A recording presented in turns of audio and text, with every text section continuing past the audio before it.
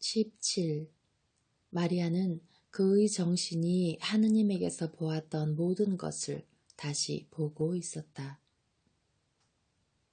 예수께서 이렇게 말씀하신다. 마리아는 하느님을 기억하고 있었다. 마리아는 하느님을 꿈꾸고 있었다. 꿈꾸는 것으로 믿고 있었다. 그러나 마리아는 세상에서 잉태된 육체와 결합하기 위하여 창조된 그 순간에 그의 정신이 하느님의 하늘의 광채 속에서 보았던 모든 것을 다시 보는데 지나지 않았다. 마리아는 비록 정의가 요구하는 것과 같이 지극히 불완전하게나마 하느님의 특성 중의 하나에 참여하였다. 그것은 강력한 지능. 죄로 손상을 입지 않았기 때문에 완전한 지능의 속성으로 기억하고 보고 미리 내다보는 특성이다. 사람은 하느님의 모습에 따라 하느님과 비슷하게 창조되었다. 비슷한 것 중의 한 가지는 정신에 있어서 기억하고 보고 미리 내다보는 가능성에 있다. 이것이 미래를 읽는 가능성에 대한 설명이 된다. 이 능력은 하느님께서 원하시는 데 따라서 흔히는 직접적으로 또 어떤 때는 아침에 떠오르는 해처럼 일어나는 기억으로 발휘되어 하느님 안에서 이미 관찰하였던 세계의 지평선의 어떤 정확한 지점을 비추게 된다. 이것들은 너무나 높은 신비여서 너희는 완전히 이해할 수가 없는 것이다. 그러나 곰곰이 생각해 보아라. 그 최고의 예지, 모든 것을 아는 그 생각, 모든 것을 보시는 시력, 너희를 당신의 의지의 행위로 그리고 당신의 무한한 사랑의 입김으로 창조하시어 너희들의 기원으로 당신의 자녀가 되게 하고 또 너희들의 운명으로도 당신의 자녀가 되게 하신 그분이 당신과 다른 어떤 것을 너희에게 주실 수 있느냐? 그분이 그것을 너희에게 무한히 작은 일부분만 주시는데 그것은 피조물이 그의 조물주를 포함할 수가 없기 때문이다. 그러나 이 참여는 그 무한히 작은 가운데에서도 온전하고 완전하다. 어떤 지능의 보물은 하느님께서 사람에게, 아담에게 주시지 않았느냐? 죄가 그 보물을 작게 하였다. 그러나 내 희생이 그것을 회복시키고 지능의 광위와 그 많은 흐름과 그 지식을 열어준다. 아, 은총으로 하느님과 결합하고 그분과 더불어 그분의 지식의 역량을 같이 하는 인간 정신의 숭고함.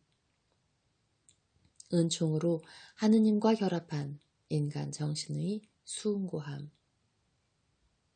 다른 지식의 방식은 없다. 인간의 능력을 넘어서는 비밀을 호기심을 가지고 탐구하는 사람들은 이것을 상기시키기 바란다.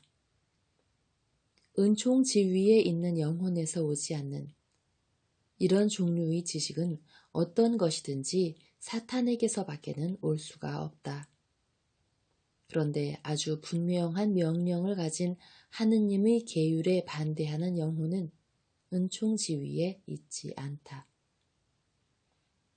그 지식이 인간적인 논거에 의거하는 데 따라서 진리와 일치하기가 어렵고 이 논거들은 그 지식이 초인간적인 것에 의거하는 데 따라서 절대로 진리와 일치할 수가 없다.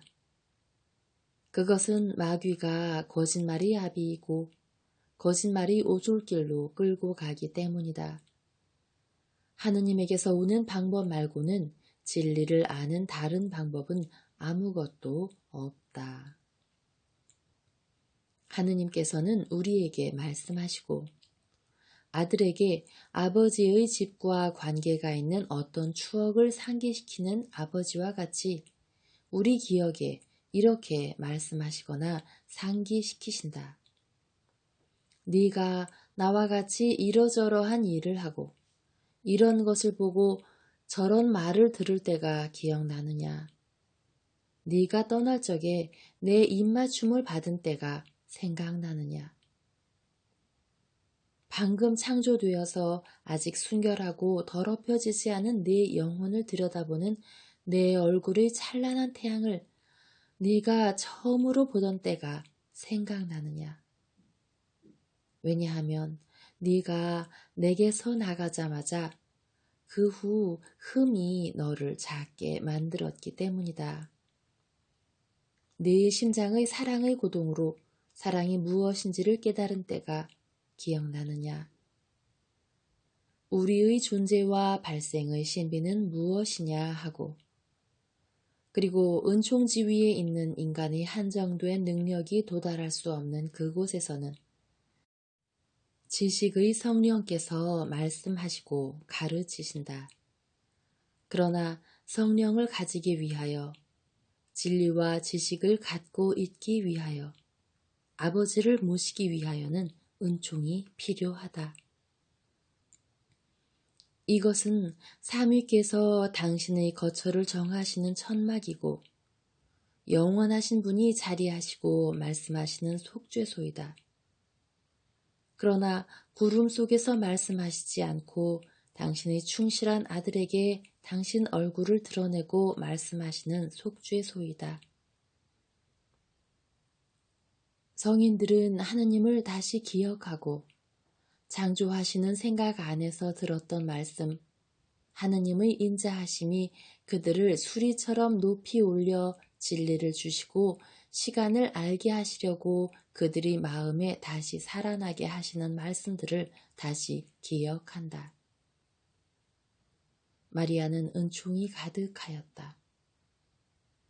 하나이시고 세 분이신 온 은총이 마리아를 결혼을 앞둔 신부처럼 당신의 후손을 위한 결혼처럼 당신의 어머니 되심을 위한 하느님 같은 분으로 그의 사명을 위하여 준비하셨다. 마리아가 구약의 여예언자들이 주기를 마감하고 신약에서 하느님의 대변자들이 주기를 여는 것이다. 하느님의 말씀의 참된 괴인 마리아는 영원히 침범되지 않은 그의 내면을 바라보면서 하느님의 손가락으로 그의 티 없는 마음에 그려진 영원한 지식의 말씀들을 발견하고 모든 성인들처럼 생명을 가진 모든 것의 조물주이신 아버지 하느님에 의하여 불멸하는 정신을 가지고 태어났을 때에 그 말씀들을 들었던 것을 기억하였다. 그리고 마리아가 그의 장래의 사명에 대한 모든 것을 기억하지 못한 것은 하느님께서 일체의 인간적인 완전의 결함을 남겨두셨다는 이유에서였다. 그런데 그 결함은 당신의 피조물에게 공로를 세울 기회를 제공하시므로 당신의 피조물에 대한 인자이신 하느님의 슬기에 기인하는 것이었다.